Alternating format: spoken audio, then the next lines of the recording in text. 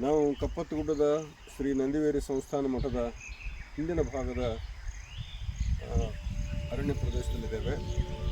ಕಪ್ಪತ್ತಗುಡ್ಡ ಕರ್ನಾಟಕದ ಸಸ್ಯಕಾಶಿ, ಕಪ್ಪತ್ತಗುಡ್ಡ ಕರ್ನಾಟಕದ ಜೀವನಾಡಿ ಸಹ. ಕಪ್ಪತ್ತಗುಡ್ಡದಲ್ಲಿ ಔಷಧಿ ಸಸ್ಯಗಳು, ಸುಗಂಧ ದ್ರವ್ಯ ಸಸ್ಯಗಳು, ಕಾಡು ಹಣ್ಣಿನ ಸಸ್ಯಗಳು ಮತ್ತು ಅಡವಿ ಸಸ್ಯಗಳು ಸಾಕಷ್ಟು ಸಂಖ್ಯೆಯಲ್ಲಿದ್ದಾವೆ. ಕಪ್ಪತ್ತಗುಡ್ಡದ ಶ್ರೀ ನಂದಿವೇರಿ ಸಂಸ್ಥಾನ ಮಠ ಪ್ರತಿ ತಿಂಗಳದ 2ನೇ ಭಾನುವಾರ ಕಪ್ಪತ್ತಗುಡ್ಡದ ವೀಕ್ಷಣೆ, ಕಪ್ಪತ್ತಗುಡ್ಡದ ಪ್ರದಕ್ಷಿಣೆ ಮತ್ತು ಕಪ್ಪತ್ತಗುಡ್ಡದ ಚಾರಣದ ಮೂಲಕವಾಗಿ ಕರ್ನಾಟಕದ 7 ಕೋಟಿ ಕನ್ನಡಿಗರ ಜೊತೆಗೆ ಭಾವಬಂಧದ ಬೆಸುಗೆಯ ಕಾರ್ಯಕ್ರಮವನ್ನು ಮಾಡ್ತಾ ಇದೆ. ಪರಿಸರಾಸಕ್ತರೆಲ್ಲ ಕಪ್ಪತ್ತಗುಡ್ಡಕ್ಕೆ ಬರಬೇಕು.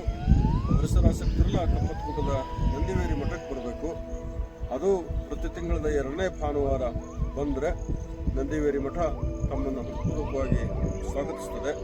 ಮಠದಲ್ಲಿ ಬೆಳಗ್ಗೆ 9 ಗಂಟೆಗೆ ಸರಿಯಾಗಿ ನಿಮಗಲ್ಲೇ ಕಷಾಯ ಇರ್ತದೆ. ಆ ಕಷಾಯ ಉಪಹಾರದ ವ್ಯವಸ್ಥೆ ಇರ್ತದೆ.